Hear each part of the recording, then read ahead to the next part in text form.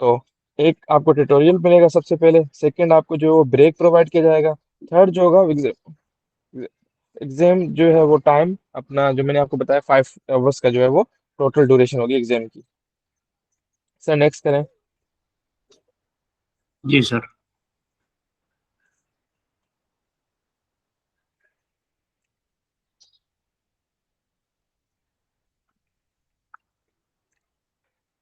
चले, उसके बाद हमारे पास जो है ना एग्जाम की दो कैटेगरी है, एक एग्जाम आरएन है, एनक्लेस आरएन, और एक जो हमारे पास एनक्लेस है वो पीएन या प्रैक्टिशनर नर्स।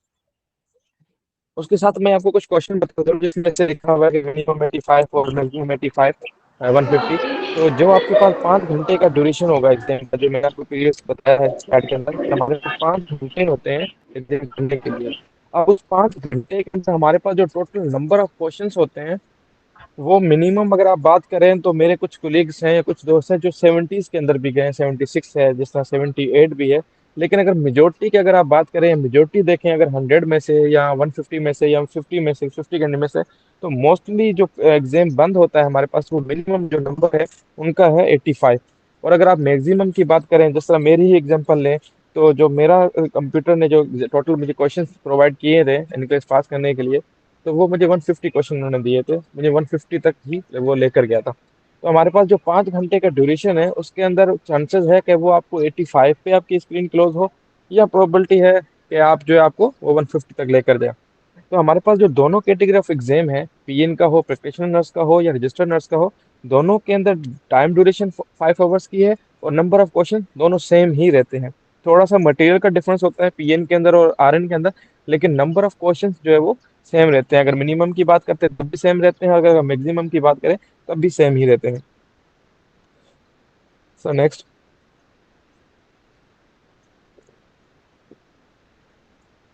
अभी जो है किसी ने जो है हैंड रेज नहीं किया है, सवाल नहीं पूछा कि सर क्या मतलब मिनिमम जो मिनिमम 85 का और मैक्सिमम 150 का। लेकिन चलो मैं बता देता हूँ। हम मिनिमम और मैक्सिमम का बात कर रहे हैं क्योंकि जो हमारे पास एनक्लेस एग्जाम है वो एक कंप्यूटर अडेप्टिव टेस्ट है, जिसे हम सिंपली केट कहते हैं। आपने जनरली सुना होगा कई बार केट केट कि हमने केट किए हैं, इतने टेस्ट दिए हैं या इतने मार्क्स आए हैं। तो वो बेसिकली क्या होता है, कंप्यूटर अडेप्टिव सिस्टम के थ्रू आपसे टेस्ट लेता है, जिसके अंदर वो क्या करता है, जैसे आप एक क्वेश्चन सही या गलत करते हैं तो नेक्स्ट जो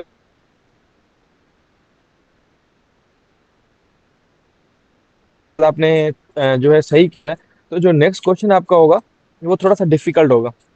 इसी तरह आपका जो नेक्स्ट क्वेश्चन होगा वो उससे थोड़ा और डिफिकल्ट होगा। फिर अगर ऐसे आप डिफिकल्टी करते जाते हैं तो फिर आपके पास वो केस स्टडी देता है, नेक्स्ट जनरेशन का एक टाइप ऑफ कोर्स जो है हमारे पास क्वेश्चन है जिसे हम केस स्टडी कहते हैं, जिसके अंदर आपको एक वो सिनेरियो देकर और उसी सिनेरियो में से आपसे कोई 5 से 6 क्वेश्चन करता है। तो इस तरह जो है वो डिफिकल्टी एग्जाम की जो है वो इंक्रीज होती है। फिर आप कुछ गलत करते हैं तो फिर आपको वो फिर दोबारा जो है वो इजियर क्वेश्चन देता है, फिर आपको फिर दोबारा वो जो है इस तरह आपका जब लेवल बढ़ता है फिर आप वो हार्ड की तरफ लेकर जाता है। तो जब उसे लगता है कि आप जो है नहीं कर पा रहे, आपको वो इजी भी दे रहा है और आप टफ भी दे रहे हैं, लेकिन आप जो है सही नहीं कर पा रहे, तो फिर कंप्यूटर 2-3 मतलब कि काफी बार ट्राई करने के बाद क्या करता है कि वो आपका 85 पर ही स्क्रीन खुद ब खुद क्लोज हो जाती है। मतलब कि कंप्यूटर समझ जाता है कि आप इतने कैपेबल नहीं है कि आप एग्जाम क्रैक कर पाए। ये हो गया एक सिनेरियो। अब इस डजेंट मीन के जो 85 पे क्लोज होते हैं वो सब फेल ही होते हैं, ऐसा भी नहीं है।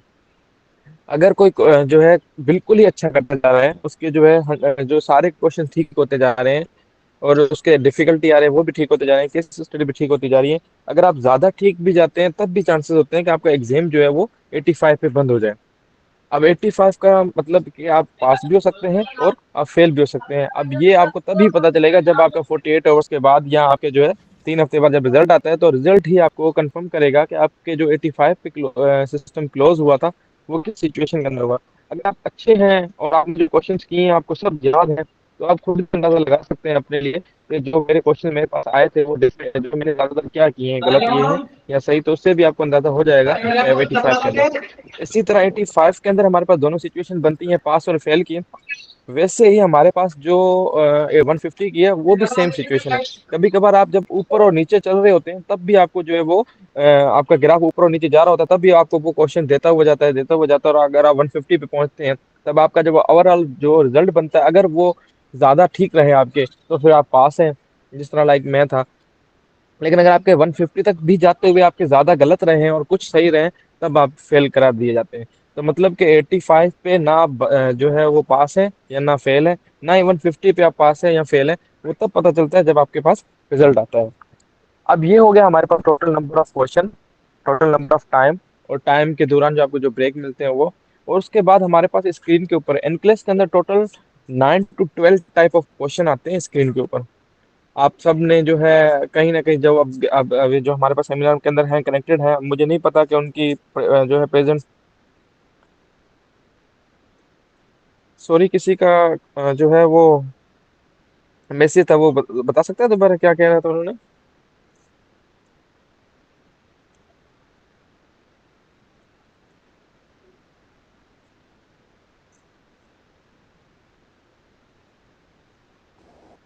जी रिविशा, जी आपका क्वेश्चन है तो पूछें प्लीज। हाँ, शायद किसी का क्वेश्चन है कि सर इस तरह हो सकता है कि अगर हम भले गलत भी हो या सही हो, हमें 150 अटेम्प्ट करने हैं।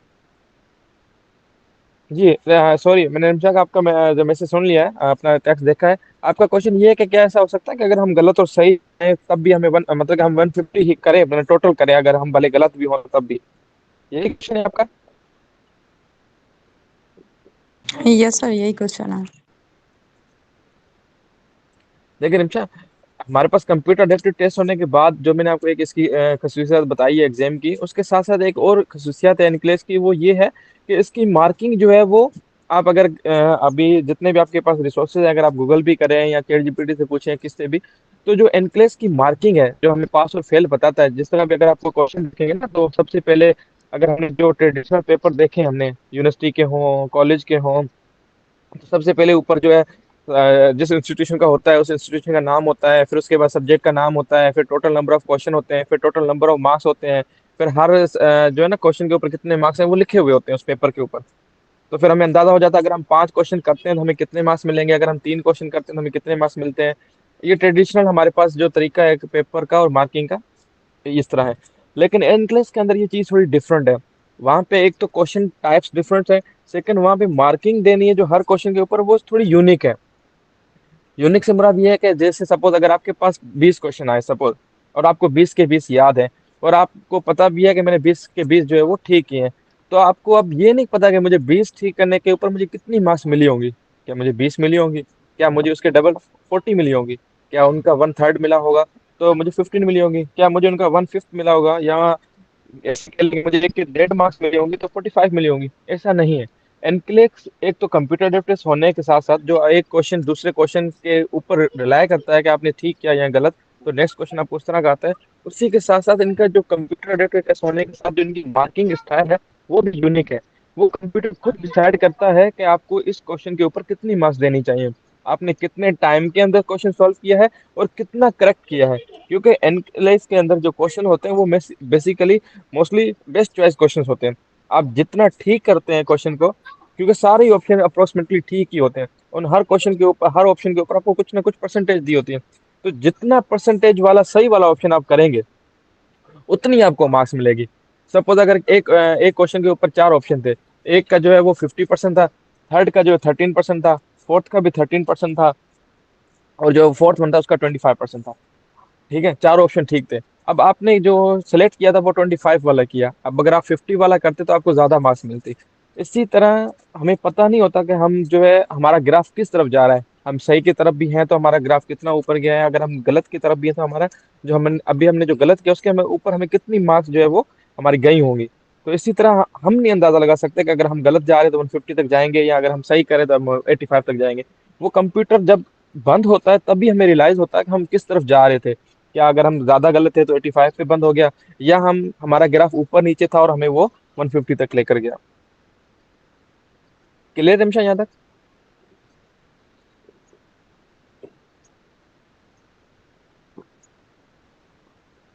हेलो निमिषा, क्लियर है यहाँ तक? जी जी सर, क्लियर है, थैंक यू। ठीक है। उसके बाद एक अभी है किसी का शायद नेगेटिव मार्किंग का। एनक्लेक्स के अंदर नेगेटिव मार्किंग आपकी हम कुछ क्वेश्चन टाइप कर लेते हैं, क्योंकि क्वेश्चन टाइप के अंदर आपका ये क्वेश्चन आई थिंक रिजॉल्व हो जाएगा, आपका जो क्वेश्चन है नेगेटिव वाला ये सॉल्व हो जाएगा। चले अब आते हैं हमारे क्वेश्चन टाइप के ऊपर। मैंने आपको कहा 9 से 12 टाइप ऑफ क्वेश्चन होते हैं जो हमारी स्क्रीन के ऊपर आ रहे होते हैं, जो हमने सॉल्व करने होते हैं। सबसे पहले हमारे पास आते हैं multiple choice question. Multiple choice question से सारे फेमिलियर होंगे जितने भी कनेक्टेड हैं, क्योंकि हमने इनकी काफी सारी प्रैक्टिस की है, हमने एग्जाम दिए हैं, उसी में हमारे पास यही टाइप ऑफ क्वेश्चंस आए हैं। तो इसके अंदर क्या होता है कि हमने जो ट्रेडिशनल तरीका देखा है, एक क्वेश्चन होता है, फिर उसके चार, तीन या पांच हमारे पास ऑप्शन होते हैं, और उसमें से हमने बेस्ट चॉइस क्वेश्चन ढूंढना होता है जो उसका आंसर होता है। तो एनक्लेस के अंदर भी इसी तरह ही आपको आंसर्स मिलेंगे कि उसमें से तीन गलत होंगे, दो गलत होंगे, और एक आपके पास जो है वो सही आंसर होगा जो आपने चूज करना होगा। तो इसको ज्यादा मुझे डिफाइन करने की नीड नहीं है, आई थिंक। फिर उसके बाद हमारे पास आ जाता है साटा, या सिलेक्ट ऑल दैट अप्लाई।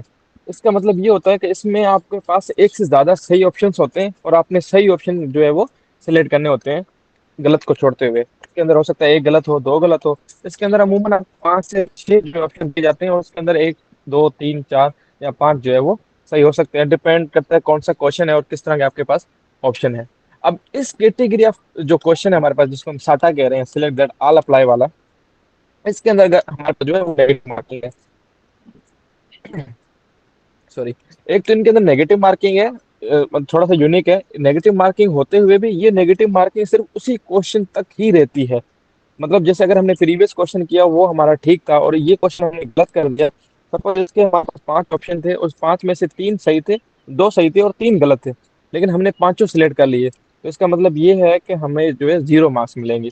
जो हमारे दो सही थे वो दो में से माइनस हो जाएंगे, और तीसरा भी जो हमारा गलत है वो भी जीरो ही रहेगा। लेकिन वो -1 नहीं होगा कि वो हमारे प्रीवियस क्वेश्चन से या नेक्स्ट क्वेश्चन से माइनस हो। इस साटा क्वेश्चन की नेगेटिव मार्किंग हमारे सिर्फ उसी क्वेश्चन के अंदर ही रहती है।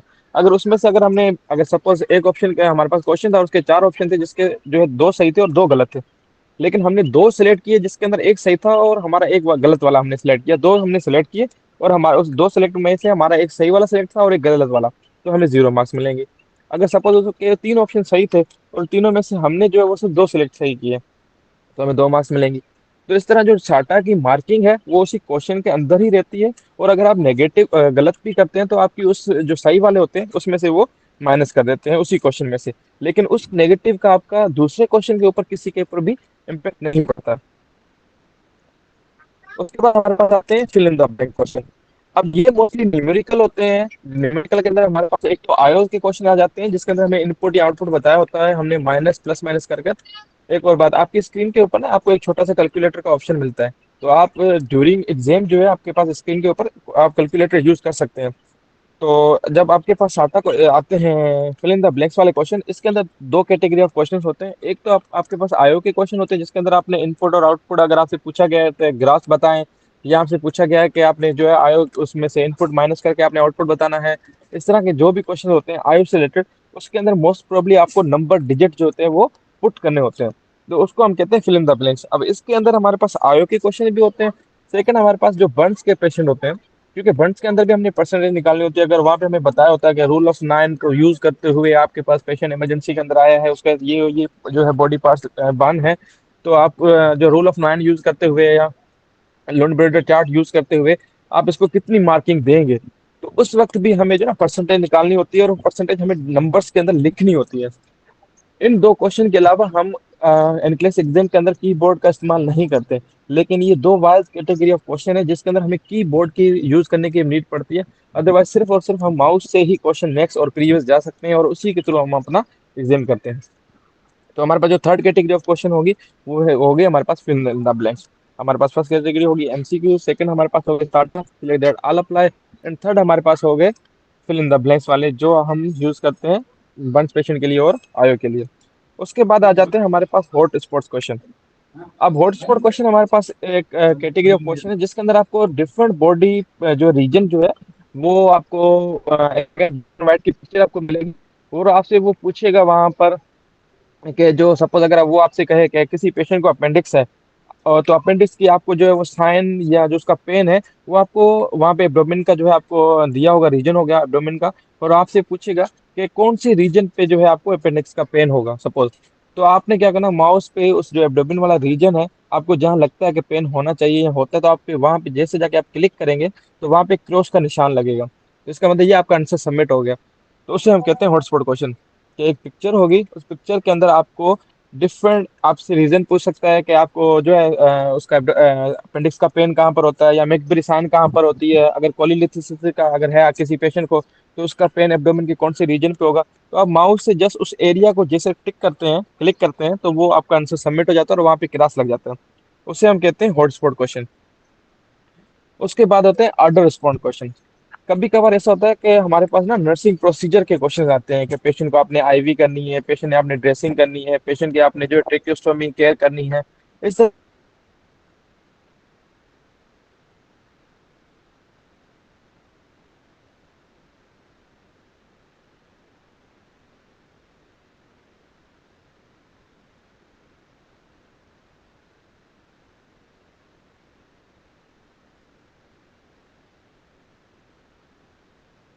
के जो हमारे नर्सिंग प्रोसीजर जो केस क्वेश्चन आते हैं, फिर उनमें हमारे जो ऑप्शन वाली जो हमारी की जो करेंगे, फोर्थ पे लिखा होगा ऑर्डर वेरीफाई करेंगे, फिफ्थ पे लिखा होगा कि जो है हम फ्लैश देंगे।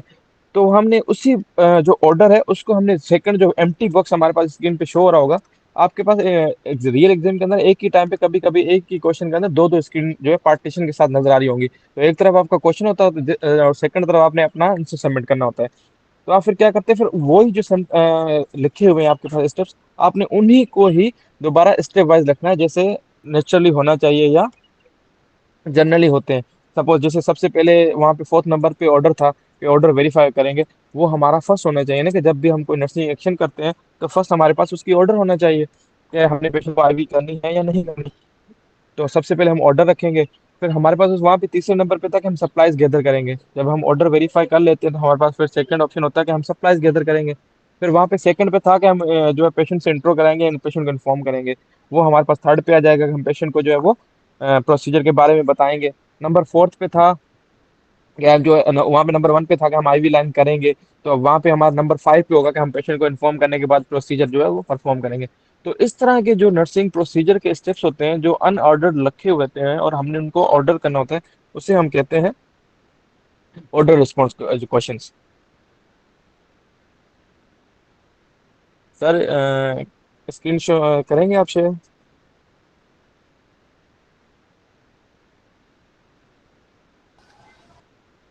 स्क्रीन शेयर हो रही है ना सर?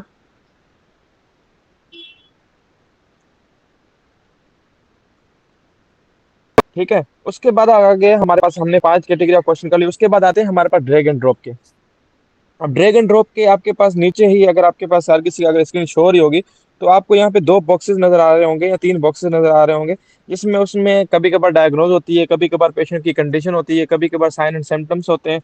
तो वहाँ पे आप जैसे एक बॉक्स के ऊपर क्लिक करते हैं तो आपको डिफरेंट जो है वहाँ पे ऑप्शंस मिलते हैं कि आपने यहाँ में से कौन सा सिलेक्ट करना है। कभी कभार यहाँ पे साइन एंड सिम्टम हो सकते हैं, कभी कभी नर्सिंग डायग्नोज हो सकती है, मेडिकल डायग्नोज हो सकती है, कभी कभी जो है वो केयर हो सकती है, मैनेजमेंट हो सकती है। तो वो डिपेंड करता है टाइप ऑफ क्वेश्चन के ऊपर। लेकिन क्या होता है कि आपको इस तरह बॉक्सेस मिलते हैं और आपके पास इस तरह जो है वो ऑप्शन दिए जाते हैं। आपने उन्हीं ऑप्शन के दिए गए आपके पास ऑप्शन उसमें से सिलेक्ट करके और आपने उस बॉक्स के अंदर ड्रॉप करना होता है इस क्वेश्चन को। उसको कहते हैं हम ड्रैग एंड ड्रॉप क्वेश्चन। ठीक है, ड्रैग एंड ड्रॉप क्वेश्चन आपके कभी कभार, जिस तरह मैंने आपको प्रोसीजर का कहा है, इसी तरह के डिफरेंट टाइप ऑफ क्वेश्चन और भी आते हैं, जिसके अंदर वो आपसे कभी कभार सिम्टम पूछता है, क्रिटिकल पेशेंट पूछता है। तो उस वक्त भी आपको वो एक तरफ बॉक्स देता है और सेकंड तरफ आपको एम्प्टी बॉक्स देता है, जिसके अंदर आपने ड्रैग एंड ड्रॉप करना होता है। तो वो भी हमारे drag and drop type of question के अंदर आता है कि हम उसके अंदर भी ड्रॉप एंड ड्रॉप करते हैं। तो ये हमारे पास हो गए कुछ ट्रेडिशनल टाइप ऑफ क्वेश्चन के अंदर, जिसके अंदर हमारे पास मल्टीपल चॉइस क्वेश्चन हैं, सिलेक्ट दैट ऑल अप्लाई हो गया, फिल इन द ब्लैंक्स है, हॉटस्पॉट है, order response and drag and drop. उसके बाद चलते हैं हमारे पास एनजीएन टाइप ऑफ क्वेश्चन।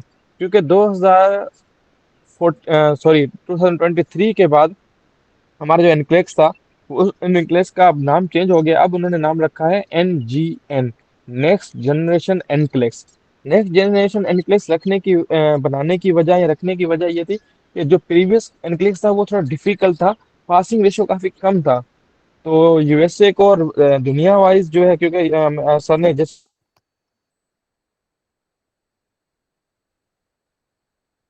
आपको बता, तो उन्होंने जब भी देखा कि काफी सारे लोग जो है वो फेल हो रहे हैं, तो उन्होंने एग्जाम की थोड़ी क्वालिटी चेंज करने के लिए, कुछ थोड़ा स्टूडेंट सपोर्टिव बनाने के लिए उन्होंने कुछ चेंजेस किए, जो अब अभी हम देखेंगे। तो उन्होंने कुछ टाइप ऑफ क्वेश्चंस ऐड किए जो नर्सेस को ऐसा समझ लें कि एग्जाम क्रैक करने के में हेल्प आउट करते हैं। उसी की एंट्री के साथ साथ उन्होंने एग्जाम का नाम भी जो चेंज कर दिया, एनक्लेक्स उन्होंने रख दिया नेक्स्ट जनरेशन एनक्लेक्स। अब ये एनुअल जो है वो उसकी एनुअलाइजेशन होती है, जिस तरह ये 2024 में हुई, 2025 में हुई, कुछ चेंजेस आए। फिर 2026 के अंदर अभी दोबारा जो 1 अप्रैल जो हमारे पास है, अभी आज से जो हुआ है, यहाँ से इनकी फिर जो है कुछ चेंजेस आएंगी एग्जाम के अंदर, उन्होंने फिर की है। क्योंकि अब ये हर साल अपने एग्जाम को रिव्यू करते हैं, पासिंग जो है ग्रेड देखते हैं, रेशो देखते हैं, और उसके साथ साथ जो है वो कॉम्पेटिबिलिटी देखते हैं, जो पास करके आते हैं उनके साथ भी, कि जो इनक्लेस पास कर कर भी आया है तो वो कितना कॉम्पेटेबल है। तो उसी के साथ साथ फिर वो अपने एग्जाम को रिव्यू करके अगर उसके अंदर कोई चेंजेस की नीड होती है तो वो करते हैं हर साल। तो इसी तरह फिर इसको जो 2023 के बाद इसको चेंज कर दिया, और इसको नाम दिया इन्होंने एनजीएन का। अब एनजीएन जब नाम दिया तो उसके साथ साथ इन्होंने कुछ क्वेश्चंस भी ऐड किए हैं, जिसको हम एनजीएन क्वेश्चंस कहते हैं। अब उसके अंदर क्या होता है, सबसे पहले तो आपने देखा होगा कि हमारे पास केस स्टडी, जो मैंने आपको फर्स्ट कहा था केस स्टडी। अब केस स्टडी क्या होता है, उसमें आपको एक सिनेरियो दिया जाता है, एक किसी भी पेशेंट की कंडीशन दी जाती है, डिफरेंट डेज की दी जा सकती है, अक्यूट फेस की दे सकते हैं, इमरजेंसी की दे सकते हैं, डिपेंड करता है कि वो कौन सी दे रहे हैं ना, टाइप ऑफ क्वेश्चन किस तरह का आ रहा है। गायनी की हो सकती है, साइकेट्रिक की हो सकती है, पीड्स की हो सकती है, डिपेंड करता है किस सब्जेक्ट से ले रहा है, किस टॉपिक से ले रहा है। कभी कभार इतनी लेंदी भी होती है कि वो आपको 5 से 6 दिन की जो है पूरी केस स्टडी देता है, कि पेशेंट ईआर के अंदर आया था, फिर अपेंडिक्स सस्पेक्टेड हुआ, फिर अपेंडिक्स की, फिर उसका जो है वो इंटरनल ब्लीड किया, फिर सेप्सिस में गया। तो डिपेंड करता है कि वो आपको कितनी बड़ी दे, और डिपेंड करता है कि आपको कितनी छोटी दे। लेकिन एक कॉमन चीज कॉमन होती है कि वो आपको पूरी सिचुएशन आपको बताएगा, पेशेंट के वाइटल, पेशेंट की reports, doctor notes, nursing notes, complete आपको वो एक हिस्ट्री बताएगा, एक एक ही पेशेंट की। फिर उसी एक पेशेंट में रहते हुए वो आपसे 6 क्वेश्चन पूछेगा। अब वो 6 क्वेश्चन भी जो है वो डिफर कर सकते हैं, कि आपसे डायग्नोज पूछे, आपसे मैनेजमेंट पूछे, आपसे साइन एंड सिम्टम पूछे, आपसे केयर पूछे, आपसे होम टीचिंग पूछे। ठीक है ना, वो डिपेंड करता है फिर वो टाइप ऑफ क्वेश्चन के हिसाब से। लेकिन इतना याद रखें कि आपको एक पेशेंट की हिस्ट्री बताई जाएगी, और उसी पेशेंट की हिस्ट्री में रहते हुए आपसे 6 क्वेश्चन पूछे गए, उसे हम कहते हैं केस स्टडी। अब जब आप, मैंने आपको कहा था आपको एग्जाम या तो 85 पर हो, या आपको वो 150 पर लेकर जाए। तो अमूमन जितने भी हमने देखे हैं, क्योंकि हम जब पढ़ा रहे थे उसके साथ साथ हम जो है वो एक पैरेलल मॉनिटर भी करते रहे हैं, कि जो हमारे दोस्त जा रहे हैं, जो कुलीग जा रहे हैं, जो एग्जाम देकर आए हैं, तो फिर हम उनसे रिव्यू लेते हैं कि आपका एग्जाम किस तरह रहा, कितने नंबर ऑफ क्वेश्चन रहे, कौन से टाइप ऑफ क्वेश्चन रहे। तो जो हमने सर्च किया है और जो हमने देखा है, तो जिनका भी 85 पे सिस्टम क्लोज हुआ है, उन्होंने सिर्फ और सिर्फ 3 केस स्टडी को फेस किया है। और उसके अदर हैंड जिन्होंने 150 क्वेश्चन फेस किए हैं, उन्होंने 5 या मोर देन 5, 6, 7, 8 तक भी हो गए हैं। लेकिन वो मोर देन 5 केस स्टडी को फेस करते हैं जो 150 तक जाते हैं। जो 85 तक रहते हैं, वो जो हमारे पास मैक्सिमम 3 केस स्टडी को फेस करते हैं। ये हमने भी जनरली देखा है, जितने भी हमारे कुलीग टेस्ट देकर आए हैं, या हमारे स्टूडेंट टेस्ट देकर आए हैं, तो उन्होंने जब वो 85 पर जब सिस्टम उनका बंद हुआ है, तो वो सिर्फ 3 केस स्टडी जो है उनके पास आई, और उन्होंने वो सॉल्व किए। अब केस स्टडी के अंदर हमारे कुछ ट्रेडिशनल टाइप ऑफ क्वेश्चन भी आ सकते हैं, जो हमने पीछे देखे ना, ड्रैग एंड ड्रॉप के हमने पीछे देखे, हॉटस्पॉट के देखे। तो वो कभी कभार उसी केस स्टडी के, क्योंकि केस स्टडी के अंदर डिफरेंट 6 किस्म के क्वेश्चन होंगे, तो उसमें से एक दो ट्रेडिशनल भी आ सकते हैं। लेकिन ट्रेडिशनल के अंदर और इंडियन के अंदर डिफरेंट ये था कि वो आपको एक इंडिविजुअल क्वेश्चन पूछते हैं ना। लेकिन इसके अंदर क्या होगा कि वो एक क्वेश्चन आपका सेकंड क्वेश्चन से लिंक्ड होगा। अगर आपसे पीछे डायग्नोज पूछे, तो उसके बाद आपकी फिर आपसे मैनेजमेंट पूछेगा ना, तो आपको थोड़ा हिंट मिल जाता है। तो इससे क्या होता है कि आपका थोड़ा पासिंग जो है क्या कहते हैं, होने का, पास होने का थोड़ा चांस बढ़ जाता है, क्योंकि आपको थोड़ी हिंट मिल रही होती है आपके प्रीवियस क्वेश्चन से, आपके प्रीवियस सेक्शन से।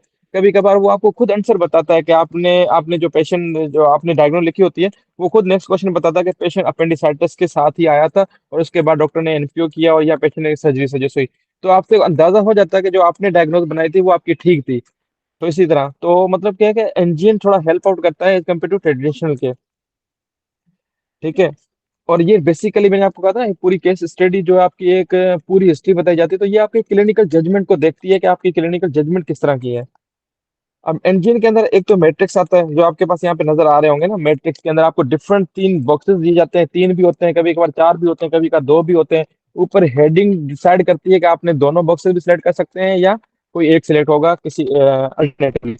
जैसे अगर आपसे डिजीज पूछे, तो अगर और साथ में साइन सिम्टम लिखे हों, और बॉक्सेस के अंदर आपको जो है डिजीज टिक करनी है, और एक एक तरफ सिम्टम लिखे होंगे, और दूसरी तरफ जो है वो 2 डिजीज के ऊपर नाम होंगे, और नीचे उनके बॉक्सेस होंगे। सपोज कि अगर कार्डियक की कोई डिजीज हो, ठीक है ना, पेरिकार्डिटिस हो, और दूसरा आपका एरोटिक हार्ट जो है वॉल्व की डिजीज हो, तो आपसे सिम्टम जब पूछेगा तो वो आप अब दोनों के सिम्टम सेम तो नहीं हो सकते, उससे कोई सिम्टम सेम भी हो, एसओबी का सेम हो या फ्लूइड रिटेंशन का सेम हो, तो वो डिपेंड करता है। तो आप किसी एक ऑप्शन को जो है वो सिलेक्ट करते हैं। आपके तो आपके पास डिफरेंट बॉक्सेस आते हैं, तो आप उसको डिफरेंट बॉक्सेस को किसी एक को जो आपको सिलेक्ट करना होता है। उसके बाद आपके आ जाते हैं मैट्रिक्स के बाद आपके बोटाई क्वेश्चन। अब बोटाई के अंदर भी जो आपको ये ऊपर नजर आ रहे हैं, तीन ऑप्शन दिए गए हैं, तीन ऑप्शन के अंदर नीचे आपके पास ना तो सेकंड ऑप्शन के बाद थर्ड नंबर लास्ट आपका है, इसको बोटाई कहते हैं। बोटाई के अंदर क्या होता है कि आपको इसके अंदर भी आपको एक पूरी हिस्ट्री बताई होती है, जिस तरह इंजीनियर के अंदर आपको बताते हैं ना केस हिस्ट्री के अंदर आपको पूरी हिस्ट्री बताई होती है, वाइटर बताए होते हैं, नर्सिंग नोट्स बताए होते हैं, डॉक्टर नोट्स बताए होते हैं, डॉक्टर के ऑर्डर बताए होते हैं। फिर उसमें आपने क्या करना, तो सारों को पढ़कर समझकर आपने एक डायग्नोज बनानी होती है। आपने डायग्नोज बनानी नहीं होती, वो दरअसल आपका जो सेंटर बॉक्स होता है, जैसे आप उसके ऊपर क्लिक करेंगे तो आपको डिफरेंट डायग्नोज नजर आएंगी, वहां पे ऑलरेडी लिखी होंगी क्वेश्चन के अंदर। आपको सजेस्ट करनी है कि पेशेंट को कौन सी जो है वो डिजीज हो सकती है। तो आप हिस्ट्री पढ़कर और सारी पेशेंट की, और आप वहां से एक डायग्नोज सजेस्ट करते हैं। जब आप डायग्नोज सजेस्ट करते हैं या लिखते हैं, तो उसके जो है ना लेफ्ट साइड पे आपको दो बॉक्सेस नजर आते हैं, जहाँ पे लिखा होता है कि आपके इनिशियल जो है इंटरवेंशन क्या होंगी, स्टेप्स क्या होंगे। तो जैसे आप एक बॉक्स के ऊपर क्लिक करते हैं, तो आपको वहां पे डिफरेंट जो है वो आपको नजर आ जाती है कि आपने क्या क्या इंटरवेंशन ले सकते हैं। तो आपके नर्सिंग एक्शन जो होते हैं, आपने फर्स्ट दो एक्शन लेने होते हैं, तो वो दो एक्शन भी आपको सिर्फ उस बॉक्सेस पे क्लिक करेंगे तो आपको वहां पे मल्टीपल एक्शंस नजर आ जाएंगे जो आपने लेने होते हैं, तो आप वो लेंगे। उसी तरह सेंटर में आपकी डायग्नोज होगी, लेफ्ट साइड पे आपके एक्शन होंगे, और उसी राइट साइड पे आपको एक्सपेक्टेड आउटकम भी जो आपने लिखने होते हैं दो। अब ये डायग्नोज, दो इंटरवेंशन या एक्शन और दो आउटकम आप जब पांचों लिखते हैं, इसी पूरे क्वेश्चन को हम एक मिलाकर कहते हैं बोटाई क्वेश्चन। अब ये क्वेश्चन भी एक ही होता है और उसको हम बोटाई कैटेगरी ऑफ क्वेश्चन के अंदर रखते हैं।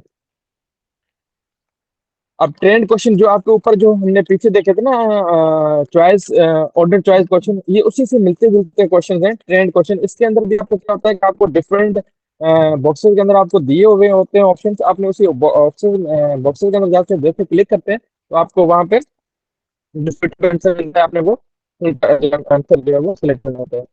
अब उसके बाद आ जाते हैं हाईलाइट क्वेश्चन। अब हाईलाइट के अंदर क्या होता है कि आपको क्वेश्चन दिया होता है, उस क्वेश्चन के अंदर डिफरेंट साइंस छुपी हुई होती है जो आपको ढूंढनी होती है, और आप अपने माउस से जैसे उसके ऊपर क्लिक करते हैं तो वो एरिया हाईलाइट हो जाता है येलो कलर के अंदर।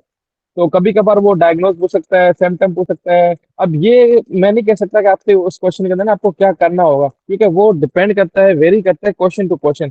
लेकिन ये होगा कि उसमें आपने सिर्फ और सिर्फ अनवांटेड साइंस जो होंगी, अनवांटेड क्या कहते हैं होंगी, कॉम्प्लिकेशन होंगी जो नहीं होनी चाहिए, आपको वो उसमें से ढूंढ कर और आपको जो है वो सिलेक्ट करनी होती है। अब हाईलाइटेड के क्वेश्चन के अंदर आपको एनप्लेक्स के अंदर दो टाइप ऑफ क्वेश्चन होते हैं।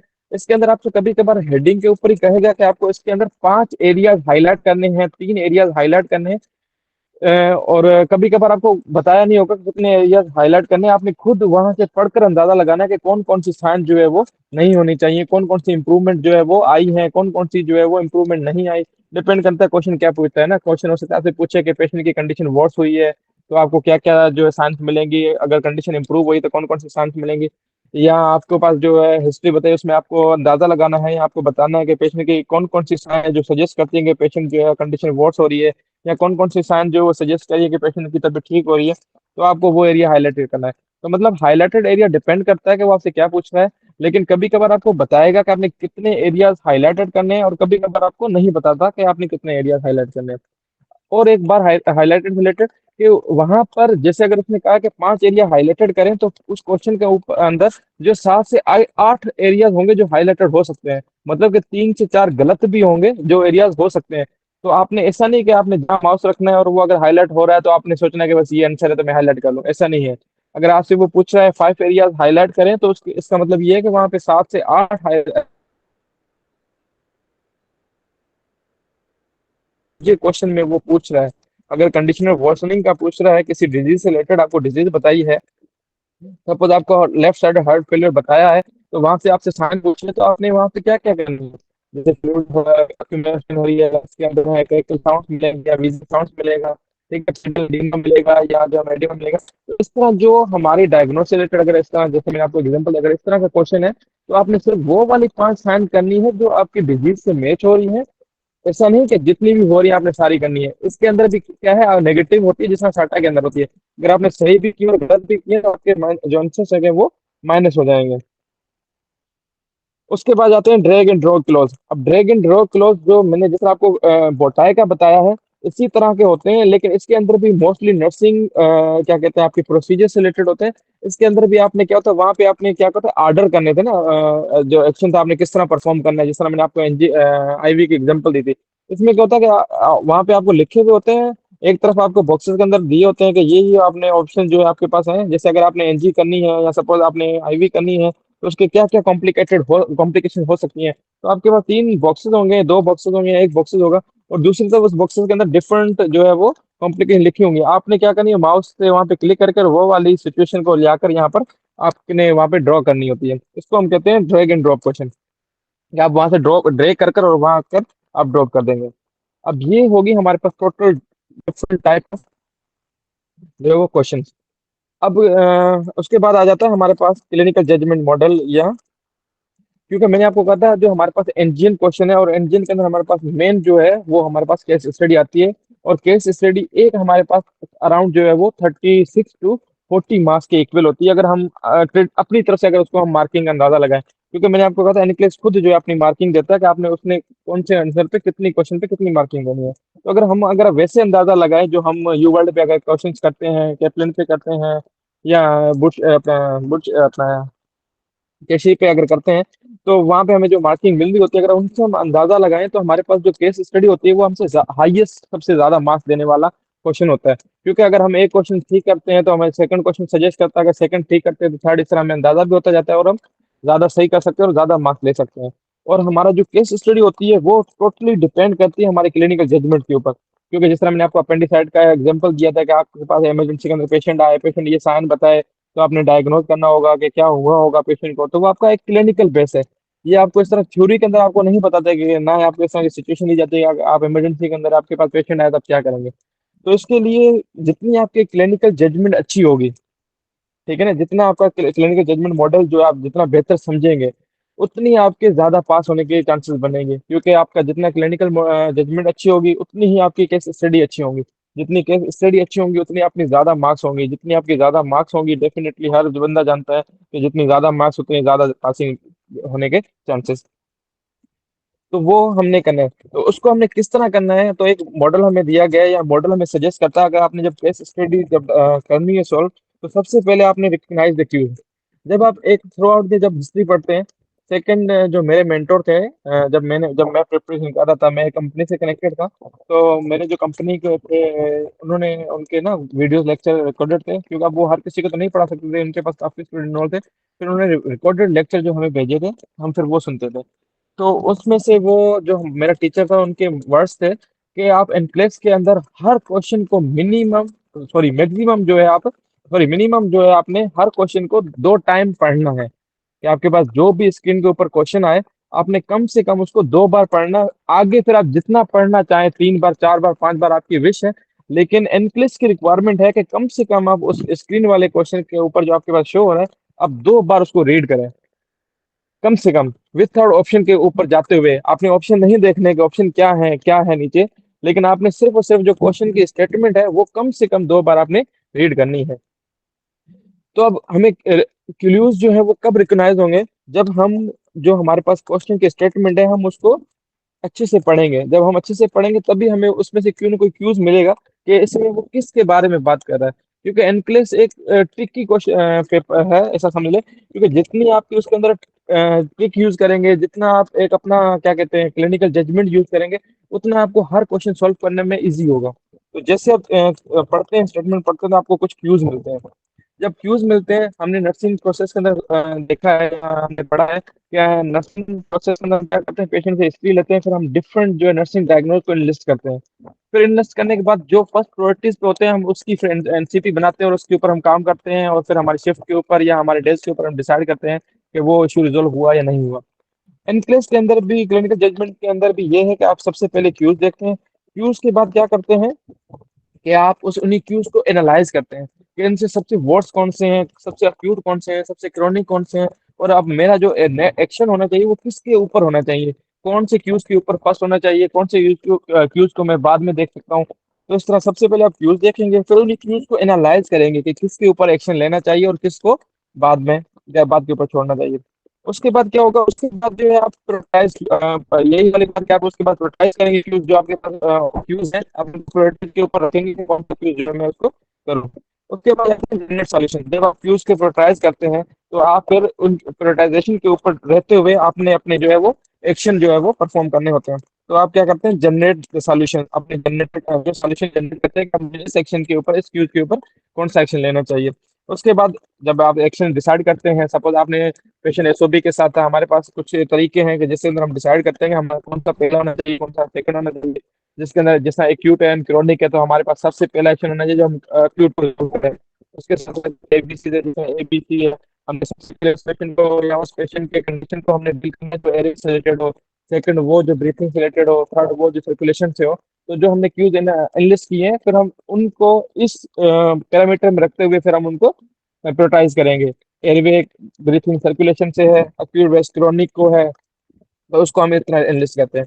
फिर आपने जब पता चल गया आपको कि हमने कौन से एक्यूज पे पहले काम करना है, और आपको पता भी चल गया कि कौन सा काम करना है, सपोज अगर एयरवे से है, अगर आपने पेशेंट को प्रोप अप करना है और साथ में पेशेंट को जो है नेजल प्रोंग लगानी है, आपने डिसाइड कर लिया कि पेशेंट को प्रोप अप करना है और नेजल प्रोंग्स लगानी है, तो फिर आपका पांचवा जो एक्शन होगा वो आप पेशेंट को अपराइट करेंगे और उसको नेजल प्रोंग्स लगाएंगे। और छह ये होगा कि फिर आपको ना एनालाइज करना है क्वेश्चन का ऊपर। कभी कभार क्वेश्चन होते हैं कि आपने देखना है कि पेशेंट की कंडीशन इंप्रूव हुई या नहीं, और उसके बाद आपने देखना होगा, कभी कभार वाइटल लिखे होते हैं आपने, फिर वाइटल खुद से टेली करने होते हैं कि जो प्रीवियस वाइटल है और अभी के वाइटल है उसके अंदर क्या उसकी सिचुएशन इंप्रूव हुई या नहीं। तो फिर क्या होता है कि फिर हमने जो क्यूज डिसाइड किए वो हमें अंदाजा बताते हैं या हमें डिसाइड करने में हेल्प करता है कि जो हमने क्यूज देखे, लिस्ट किए, एक्शन देखा, एक्शन परफॉर्म किया, क्या वो हमारा ठीक रहा या हम गलत है। तो ये पूरा एक मॉडल है कि आपको ये पूरा सजेस्ट करता है कि आपने क्वेश्चन को किस तरह सही करना होता है या किस तरह सही करने की तरफ जा सकते हैं। सर नेक्स्ट की तरफ है।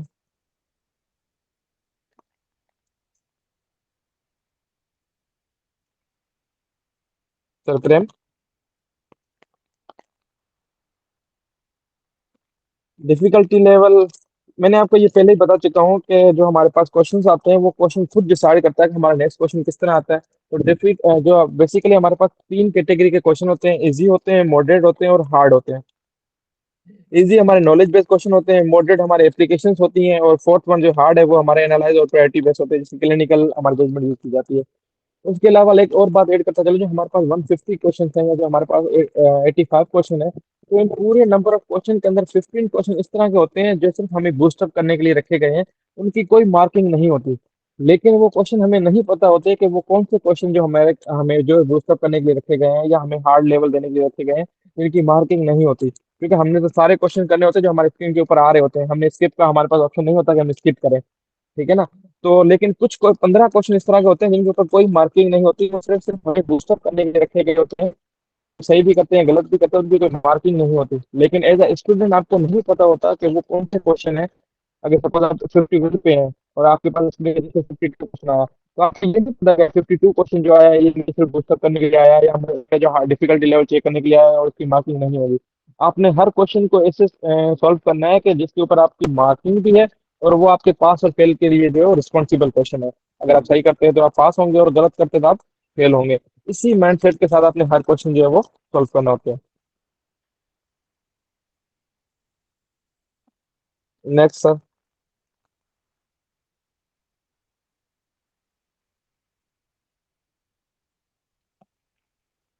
Sir next.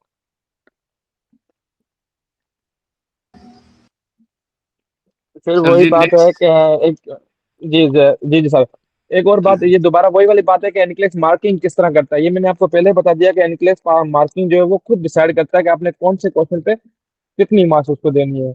एक बात, और सेकंड बात, जब आप कोई भी एग्जाम देते हैं सबसे पहले आपको स्ट्रेस होता है उस एग्जाम के देने का।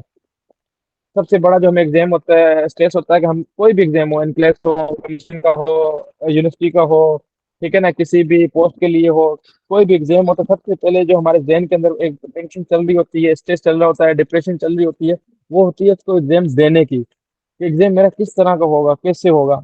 लेकिन जैसे हम एग्जाम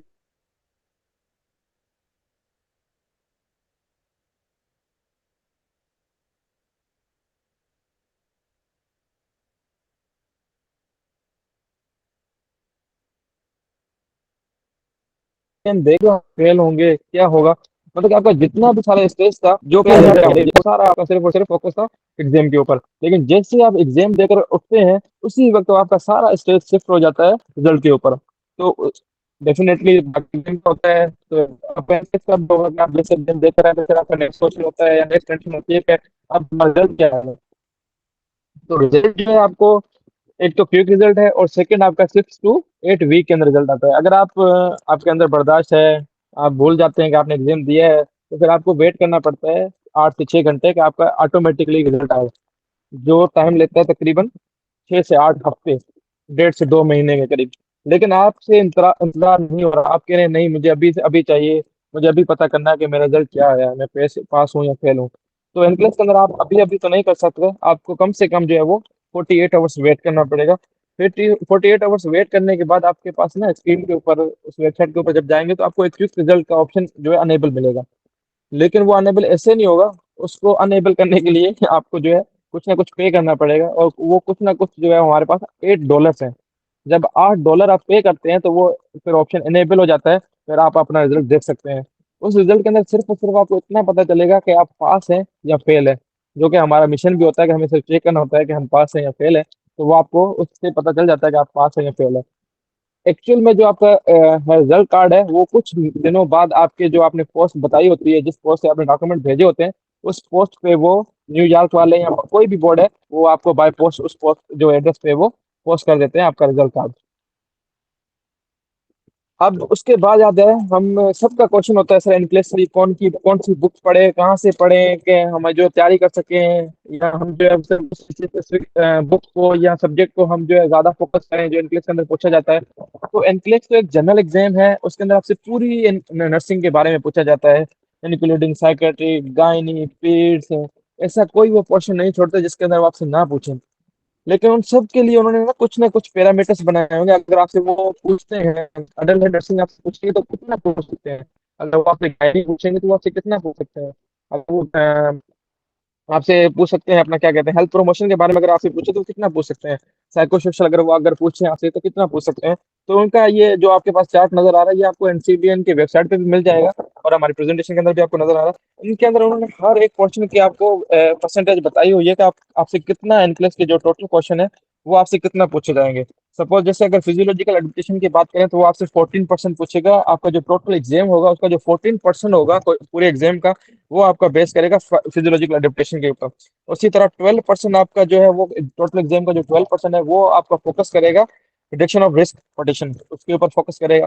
इसी तरह 16% है वो आपका फोकस करेगा फार्मोलॉजिकल और पेरेंटल थेरापी के ऊपर, उसके ऊपर फोकस करेगा। इसी तरह फिर बेसिक केयर एंड कंफर्ट के ऊपर 9% है। उसी तरह जो है आपका 9% साइकोलॉजिकल इंटीग्रिटी के ऊपर है।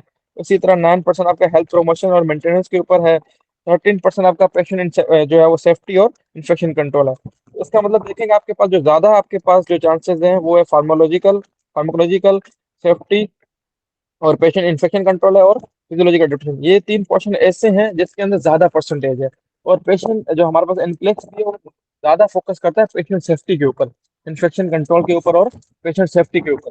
तो आपके पास ये सारे पिरामिड जो है हमारे पास क्या कहते हैं एरियाज है जहाँ पे आपको क्वेश्चन आ सकते हैं और आपसे पूछे जाते हैं, और इनकी परसेंटेज भी आपको बताई जा रही है कि अगर टोटल आपके पास एग्जाम आता है, अगर सपोज 150 क्वेश्चन आते हैं तो उनमें से कितने क्वेश्चन आप में से किसके हो सकते हैं या किस में से आपसे पूछ सकता हूँ। तो नेक्स्ट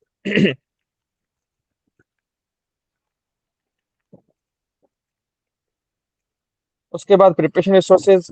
अब प्रिपरेशन रिसोर्सेज जो है जिस तरह मैंने जो है यूज किया था, यूवर्ल्ड है, कैपलन है, सुंदर है, तो इसी तरह डिफरेंट आपके पास रिसोर्सेज हैं जो आप यूज कर सकते हैं। हम जो रिकमेंड करते हैं या जो मैं पर्सनली रिकमेंड करता हूँ कि वो ये है कि आप सुंदर की बुक लें, 9th एडिशन, जिसके अंदर क्योंकि वो एंजिन 8th एडिशन और 9th एडिशन दोनों जो है वो इंजन के टाइप से जो है उस तरह उनको लिखा गया है।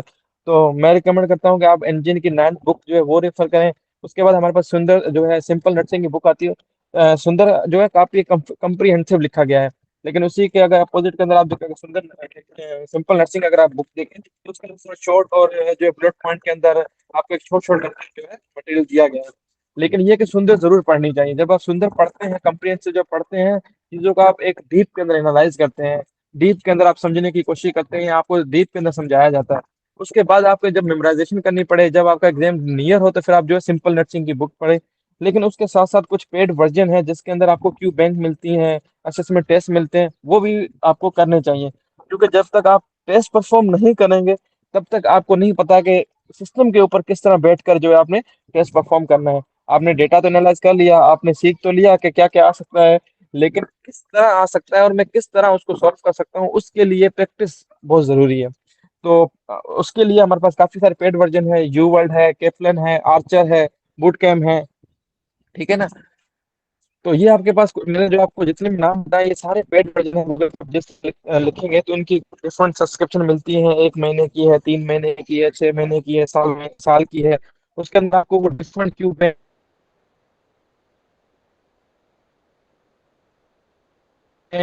डिफरेंट आपके असेसमेंट टेस्ट या आपको केट प्रोवाइड करके जो डेटा सीखा है वो आप कितना उसको इम्प्लीमेंट कर रहे हैं और कितना आप जो है पीछे हैं अपने मिशन से।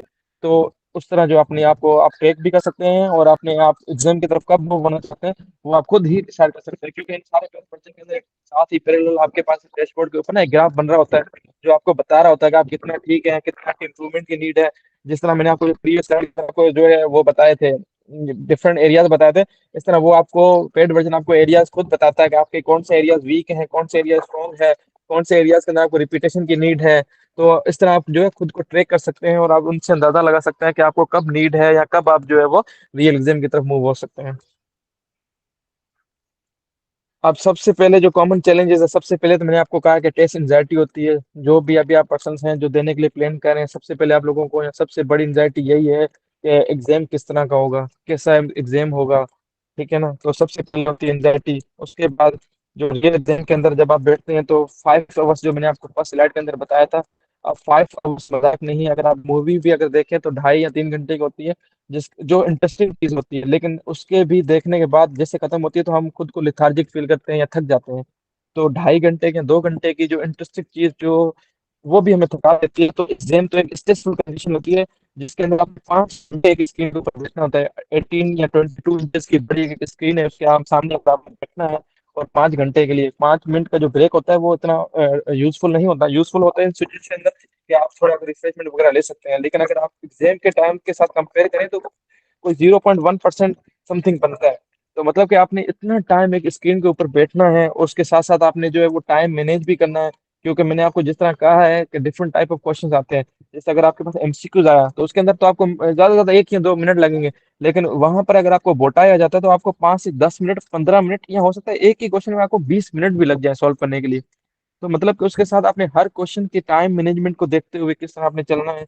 तो एक एग्जाम का टेस्ट से, जो है एंजाइटी, सेकंड आपको टाइम प्रेशर, थर्ड आ जाता है कॉम्प्लिकल जो है कॉम्प्लेक्स क्लिनिकल सिनेरियोस। डेफिनेटली ये बात करें हमारे पास केस स्टडी कि आपको बोटाई मैं कह रहा हूँ कि 20 मिनट लग सकते हैं, तो केस स्टडी तो उससे भी ज्यादा लग सकती है। क्योंकि केस स्टडी के अंदर तो आपको डिफरेंट सिनेरियोज के अंदर जो है वो आपसे क्वेश्चन पूछे जाते हैं और आपने सही भी करने होते हैं। क्योंकि आपको मैंने जैसे पहले बताया कि हमारे पास ज्यादा मार्क्स आने के चांसेस हैं, तो डेफिनेटली गलत होने पे ज्यादा मार्क्स जाने के भी चांसेस हैं।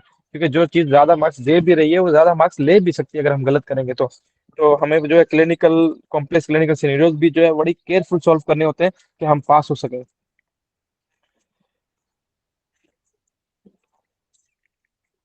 अब जो है कंक्लूजन करते हैं, नर्सिंग स्टेप जो सर ने आप लोगों को बड़े अच्छे से बता दिए कि आप किस तरह एलिजिबल हो सकते हैं। और आई थिंक मैंने भी अपनी ट्राई की है कि आपको मैं पूरा रियल एग्जाम के बारे में बता सकूं कि आप जो किस तरह का एग्जाम होगा। उसके अलावा भी अगर आपको कोई क्वेश्चन है, कुछ पूछना चाहते हैं, I am here for you, so you can ask.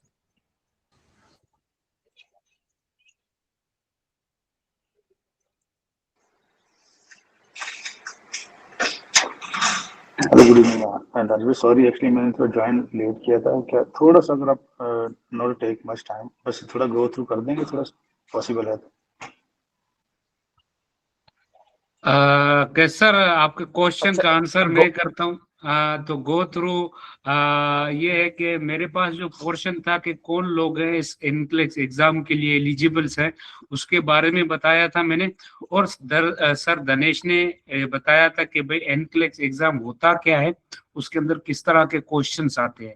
ठीक है, तो आप तो एलिजिबल हैं एग्जाम के लिए। बाकी जो गो थ्रू करने के लिए, एग्जाम किस तरह होता है, तो सर धनेश इसके बारे में बताएंगे। एक्चुअली मतलब टॉपिक बहुत अच्छा था, मैं लेट मैं ड्यूटी पर था तो जिसकी वजह से नहीं ज्वाइन कर पाया, क्योंकि क्वेश्चन को समझे जब अरे तक सर, हम सेकंड जो मेरा क्वेश्चन था वो था आपसे, हमारे पास जो रियल एग्जाम की अगर हम बात करें, अगर जैसे सपोज अगर हमारा क्योंकि मेरे कहने का मकसद ये, जब तक हमें क्वेश्चन अंडरस्टैंडिंग नहीं है ना तो कोई एग्जाम नहीं दे सकते। जी जी सर, मैं आपको कह रहा हूँ कि सपोज अगर आपका कल एग्जाम हो और आपको नहीं पता कि आप जो एग्जाम देना जा रहे हैं वो किस तरह का एग्जाम है, क्योंकि हमें कभी कभार जैसा मैं कभी। जी जी। हेलो। जी जी। जी सुन रहा हूँ, मैं सुन रहा हूँ आपकी बात सुन रहा हूँ। जी सर, मैंने अगर मेरी एक छोटा सा एक्सपीरियंस रहा है, जब मेरा कमीशन का एग्जाम था, जो करंटली अब मैं गवर्नमेंट में हूँ जॉब के अंदर। तो मेरा नर्सिंग का जब कमीशन का एग्जाम था तो हमें ये नहीं पता था कि एग्जाम किस टाइप का आएगा। सपोज सब्जेक्टिव आएगा, ऑब्जेक्टिव आएगा, कंबाइंड आएगा। अगर सब्जेक्टिव भी आता है तो कितने क्वेश्चंस होंगे, ठीक है ना, या किस टाइप के क्वेश्चन होंगे, हमें कुछ पता नहीं था। जब हम बैठे हमारे पास इस डेस्क के ऊपर जब पेपर आया, तब हमें पता चला कि पेपर किस टाइप का है। तो उसी तरह एनक्लेस के बारे में मैंने आपको बताया, जब अब एनक्लेस देने जा रहे हैं तो एनक्लेस प्रेजेंटली है किस तरह का, तो जो आपके पास अगर स्क्रीन के ऊपर शो जब होगा तो वो किस तरह का होगा, तो उसी से रिलेटेड मेरा क्वेश्चन था। तो उसमें मैंने आपको जो है जो मैंने कवर किए हैं, सबसे पहले मैंने टाइम ड्यूरेशन के बारे में बताया कि आपके पास टोटल 5 घंटे होते हैं पेपर करने के लिए। उस 5 घंटों के अंदर थोड़ा सा एक ट्यूटोरियल होता है अर्ली, और एक पोस्ट इंटरव्यू भी होता है छोटा सा, दो तीन क्वेश्चंस का। और बीच के अंदर आपके पास जो एग्जाम होता है 5 घंटे का, वो एग्जाम होता है। ट्यूटोरियल का और फीडबैक का दोनों का टाइम इंक्लूडेड नहीं है एग्जाम के अंदर। सिर्फ जो आप ब्रेक लेते हैं उसका टाइम इंक्लूडेड है आपके 5 घंटों के अंदर। दूसरी बात मैंने आपको बताई थी कि उन 5 घंटों के अंदर आपके पास जो स्क्रीन के ऊपर 150 क्वेश्चन मैक्सिमम आ सकते हैं, और मिनिमम आपके पास 85 क्वेश्चन आ सकते हैं। मिनिमम इससे कम भी आ सकते हैं। मैंने आपको कहा कि 46 के ऊपर भी मेरे दोस्त का एग्जाम जो है बंद हुआ है और वो पास हुए हैं। तो डिपेंड करता है कि आपके पास कितने, लेकिन मेजोरिटी जो है वो 85 पर जाती है या 150 के ऊपर जाती है। उसके बाद मैंने ऐड किया था कि हमारे पास 5 घंटों के अंदर या 150 क्वेश्चन के अंदर हमारे पास डिफरेंट 12 टाइप्स के क्वेश्चन आते हैं, जो मैंने वन बाय वन सबको जो है वो डिफाइन किया था। जैसे हमारे पास सबसे पहले थे एमसीक्यू टाइप के क्वेश्चन थे, फिर साटा क्वेश्चन थे, फिर ड्रैग एंड ड्रॉप थे, फिर ऑर्डर रिस्पॉन्स क्वेश्चन थे, फिर हॉट हॉट स्पॉट जो है हॉट स्पॉट क्वेश्चन थे, फिर हमारे पास केस स्टडी थी, फिर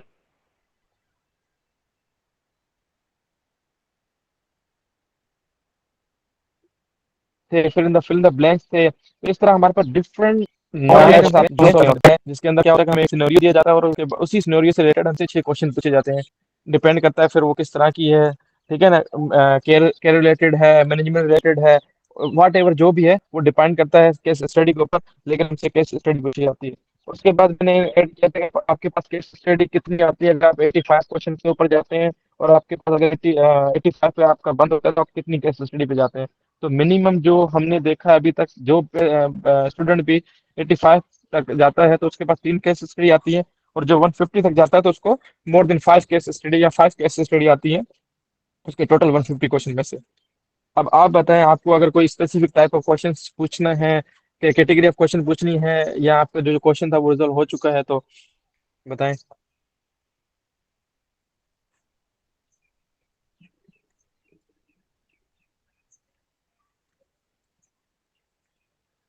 जी केसर भाई, और कोई क्वेश्चन है, किसी और का क्वेश्चन है तो प्लीज पूछे। सर स्लाइड नंबर 14 में सर एक क्वेश्चन था sir.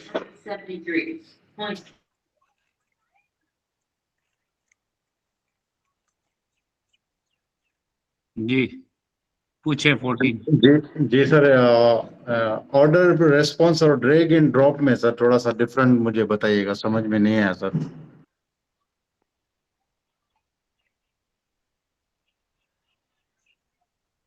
Sir order response question होते हैं, मैंने आपको कहा था ऑर्डर रिस्पॉन्स मोस्टली क्वेश्चन जो होते हैं उसके अंदर आपको क्वेश्चन के अंदर भी ऑर्डर दिया जाता है कि आपने किस तरह चीजों को रखना है। और मैंने आपको कहा था ये मोस्ट प्रोबेबली हमारे क्वेश्चन रिलेटेड होते हैं, हमारे नर्सिंग प्रोसीजर से रिलेटेड, जिसमें मैंने आपको आईवी की एग्जांपल दी थी, ठीक है ना। तो उसमें क्या होता है कि आपके स्टेप जो होते हैं वो अनऑर्डर्ड लिखे हुए होते हैं, और आपसे वो क्वेश्चन करता है कि आपने इन्हीं चीजों को ऑर्डर्ड वे में रखना है। मैंने आपको एग्जांपल दिया था कि अनऑर्डर्ड में सबसे पहले लिखा होगा कि कैनोला करना है या आईवी पुश देना है, सेकंड में लिखा होता है कि हमने गैदरिंग सप्लाई करनी है, फोर्थ पे लिखा होता है हमने पेशेंट को प्रोसीजर इन्फॉर्म करना है, फिफ्थ पे लिखा होता है कि हमने ऑर्डर जो है वेरीफाई करना है। तो इस तरह अनऑर्डर्ड जो है वो स्टेप्स लिखे हुए होते हैं, और आपसे क्वेश्चन करता है कि आपने इन्हीं ऑर्डर को ऑर्डर्ड वे के अंदर लिखना है। मैंने तो आपको इजी जो एग्जांपल दी है, इंग्लिश के अंदर इतना इजी तो नहीं आएगा क्वेश्चन, लेकिन इस तरह का आता है कि उसके अंदर एक्शंस लिखे, तो आप किस तरह आपके क्या जो है वो स्टेप्स होंगे, वहां पे अनऑर्डर स्टेप्स लिखे होंगे, आपने जो है उन्हीं ऑप्शन को उठाकर जो है वो सही ऑर्डर के अंदर लिखने हैं। आपसे ऐसा भी पूछ सकता है कि चेस्ट ट्यूब जो है वो डिसलॉज हुई है, तो आप किस तरह जो आपके एक्शन जो होंगे वो किस तरह ऑर्डर के होंगे, तो वहां पे अनऑर्डर लिखे होंगे, आपने ऑर्डर्ड में अंदर लिखने होते हैं। लेकिन जो नीचे सबसे नीचे जो दिया गया है इसी स्लाइड के ऊपर, जो आपके ऊपर जो तीन क्वेश्चन ऑप्शन आ रहे हैं, चार ऑप्शन आ रहे हैं, फिर आपने उसी चारों में से एक उठाकर उसी बॉक्स के अंदर पुट करना होता है। ये हमारे पास drag and drop type of category के अंदर आता है। अब इसके अंदर कोई प्रोसीजर नहीं है, लेकिन आपसे जो स्टेटमेंट दी गई है उसी स्टेटमेंट से रिलेटेड आपको ऑप्शन दिए गए हैं। अब उसी ऑप्शन में से आपने कोई एक ऑप्शन जो आपको सुटेबल लगता है, जो आपको आंसर लगता है, वो आपने उठाकर वहां पे पुट करना होता है। इसको हम कहते हैं ड्रैग एंड ड्रॉप क्वेश्चन।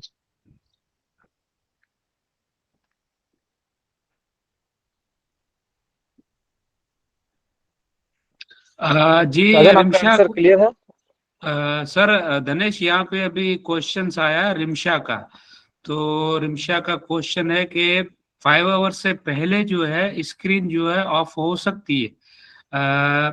तो स्क्रीन ऑफ हो सकती है जब मिनिमम, जैसे सर ने बताया कि 85 क्वेश्चंस आपको स्क्रीन के ऊपर देगा, मिनिमम आपको 85 क्वेश्चन देगा। उसके बाद वो एनालाइज करेगा कि आया कि आप एवरेज जो ग्राफ है उसके अंदर एवरेज से अबव हो या बिलो हो। अगर आप एवरेज से बिलो कर रहे हो तो फिर आपको आगे क्वेश्चन 150 तक लेके जाएगा। इन बिटवीन भी कहीं पे भी स्क्रीन ऑफ हो सकती है, अगर आपने 85 तक क्वेश्चन तक अगर आप बिलो एवरेज रहे हो मगर बहुत ज्यादा लो नहीं रहे हो, नियर टू एवरेज रहे हो, तो आपको आगे क्वेश्चन देगा। और अगर आगे चल के क्वेश्चन जहां पे आपने उन्होंने कंप्यूटर असिस्टेड टेस्ट है ये, तो उसने एनालाइज कर किया कि आप पास हो गए हो, तो किसी नंबर ऑफ क्वेश्चन के ऊपर भी क्वेश्चन जो है स्क्रीन ऑफ हो जाएगी।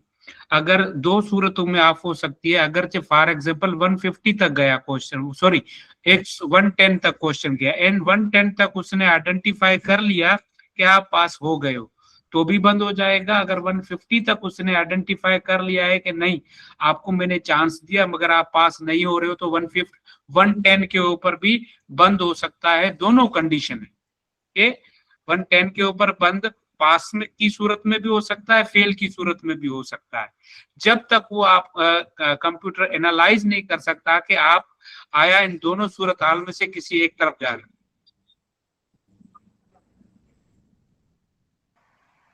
अच्छा, हमारा एक क्वेश्चन पे अप्रोक्स कितना टाइम देना चाहिए हमें? जब जैसे आप कह रहे 180 या 85 है या 110 है, तो कितना टाइम हम दे सकते हैं क्वेश्चन को? सर धनेश, इसका आंसर आप करें। सर किनका क्वेश्चन है रिलेटेड टू टाइम? केस सर। जी केसर भाई, देखें, हमने कहा कि हमारे पास 12 टाइप ऑफ क्वेश्चन आते हैं, तो हम किसी भी एक क्वेश्चन को लेते हुए रखते हुए अपने मद्देनजर हुए हम उसका टाइम डिसाइड नहीं कर सकते।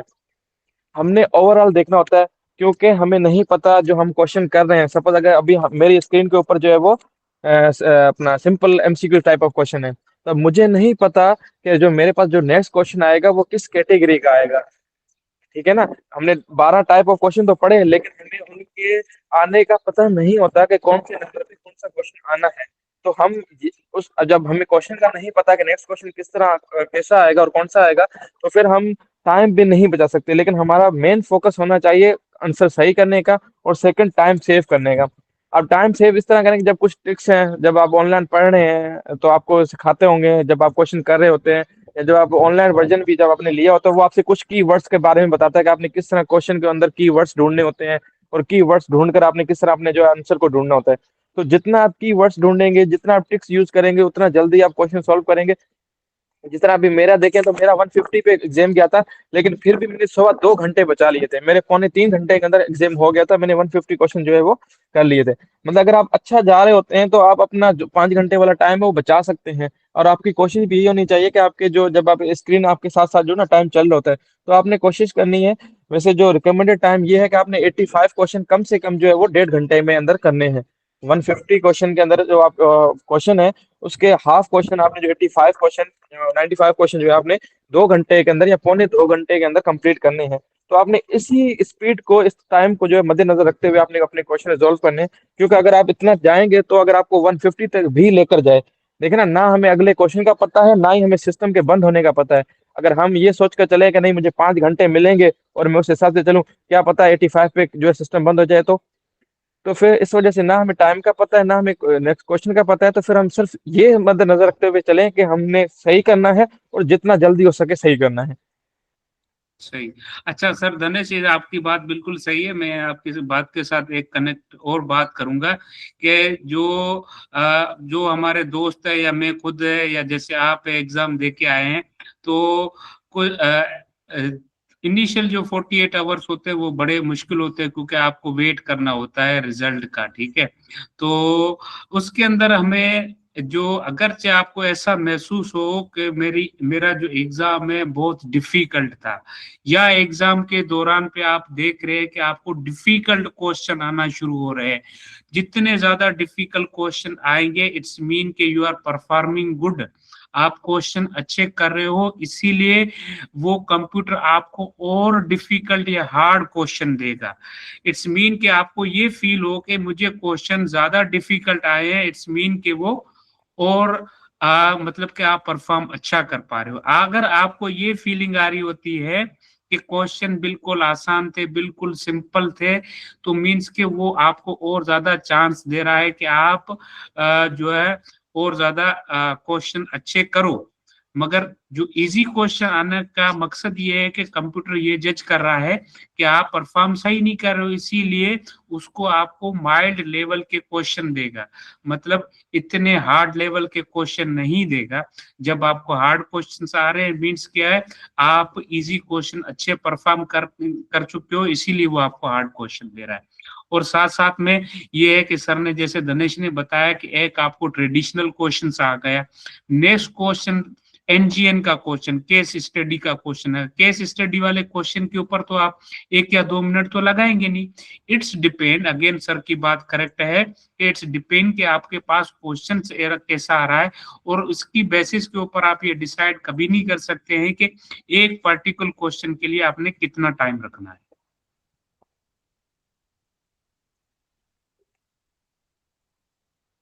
ठीक है।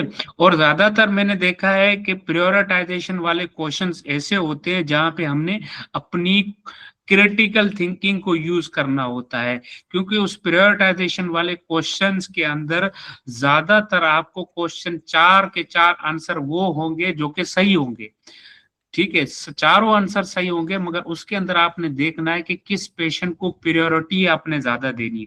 जैसे आपको पता है आपने नर्सिंग केयर प्लान बनाते हैं तो किस चीज के ऊपर आपने प्रायोरिटी ज्यादा देनी है, इसी तरह से आपने प्रायोरिटी को भी सेट करना होता है, जो कि आपकी क्रिटिकल थिंकिंग के आप बताते कि पेशेंट के साथ हो क्या रहा है और मैंने क्या करना है।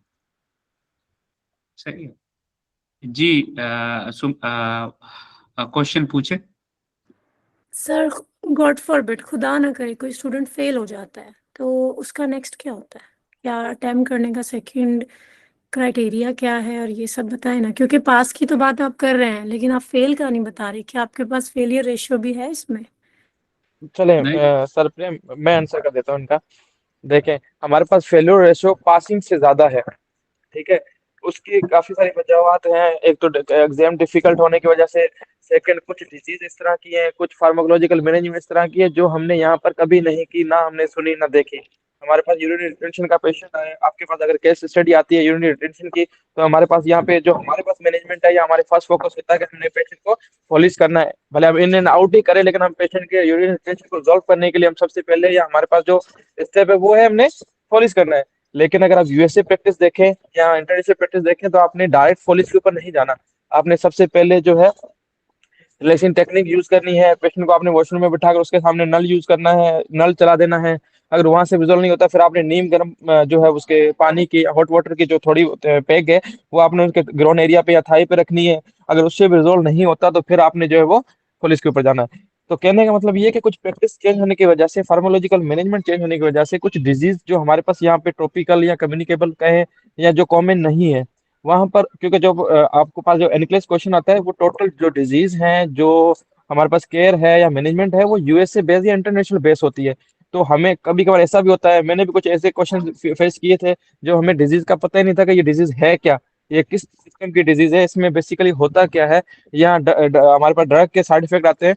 तो मतलब कहने का ये है कि फेल्योर रेट ज्यादा है क्योंकि इम्प्रॉपर नॉलेज होने की वजह से, इम्प्रॉपर हमारे पास डेटा होने की वजह से। अब फेल होने के बाद है क्या, एक तो जो सर ने आपको बताया था जो एटीटी है, हमारा एटीटी आता है 1 टाइम के लिए, 6 मंथ के लिए वैलिड होती है, लेकिन आप सिर्फ एक टाइम किसी भी वक्त आप जो एग्जाम देकर आप अपने एटीटी यूज कर सकते हैं।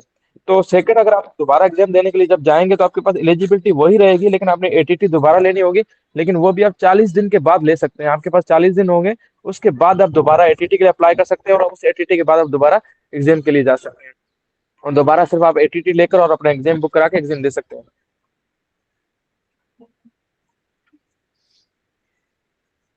जी, और किसी का कोई क्वेश्चन है?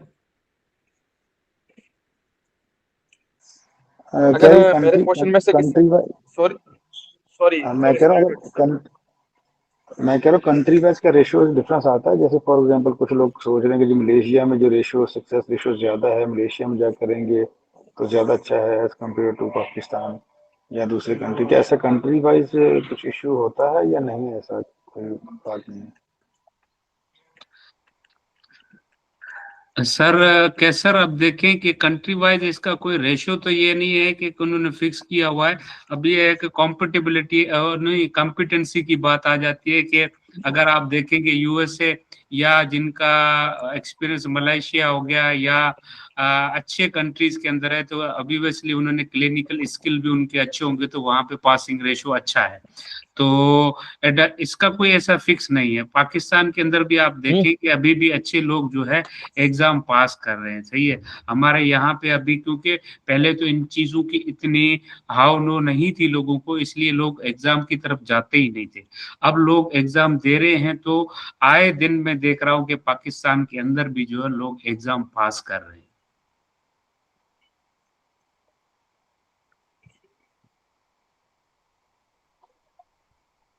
ठीक है, किसी और का कोई क्वेश्चन है तो पूछे प्लीज, वरना हम सेशन को कंप्लीट करें। सर फिनिश करें। बोटाई के हवाले से थोड़ा बताइएगा। बोटाई सर क्या मतलब, इसका समझ में नहीं आया सर। मैं बताता हूँ। बो टाई आपने देखी है? बो टाई यहाँ पे गले पे आप लगाते हैं, ठीक है ना, जो टाई की तरह होती है, एक बो होती है, सही है। बो टाई इसी तरह से आपके क्वेश्चन का स्ट्रक्चर बना होता है। एक तरफ स्टेटमेंट दी होती है, सारी पेशेंट की कंडीशन बताई जाती है, ठीक है, और बो टाई के अंदर आपका आंसर्स होते हैं, ठीक है। एक बो टाई बनी होती है यू, और उसके अंदर एक सिरे के ऊपर एक्शन है, आपने करने हैं कि ये आपकी स्टेटमेंट दी है, इसमें से इस पेशेंट के लिए आप क्या 2 एक्शन करोगे, ठीक है, 2 एक्शन इस पेशेंट के लिए। नीचे एक्शंस लिखे होंगे 5 से 8, ठीक है, मगर उनमें से सिर्फ आपको 2 एक्शन पिक करने हैं जो कि उस एरिया के अंदर ड्रॉप करने हैं, और 2 मॉनिटरिंग क्या चीज है जो कि 5 से 8 मॉनिटरिंग लिखी होगी, वो चीजें मॉनिटर करनी है।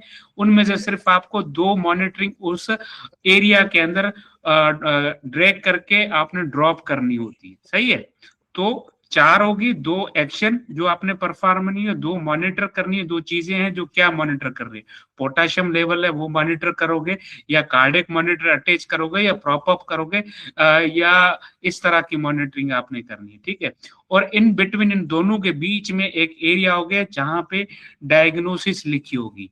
मिसाल के तौर पे आपको जो स्टेटमेंट दी हुई है एक साइड पे, उसमें से डायग्नोसिस 4 से 5 डायग्नोसिस होगी, उसमें से एक डायग्नोसिस आपने पिक करने की है, जो कि आपकी स्टेटमेंट पढ़ने के बाद आपको अंदाजा होगा कि कौन सी डायग्नोसिस है कि ये मुझे इस बोटाई के अंदर इन द बिटवीन मुझे रखनी है, ठीक है। अब वो डायग्नोसिस भी हो सकती है, कोई टेस्ट भी हो सकती है, और कोई प्रोसीजर के लिए कोई हो सकता है कि भाई तो जो है पेरिकार्डाइटिस के लिए जो कोई प्रोसीजर करना है कि इस पेशेंट की ये कंडीशन है, मुझे ये इस पेशेंट को इस प्रोसीजर पॉसिबल है कि हो सकता है।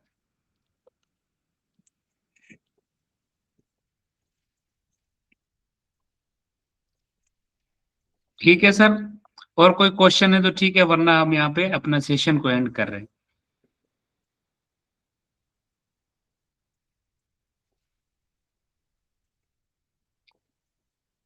मोमिना, आपका कोई क्वेश्चन है तो पूछें।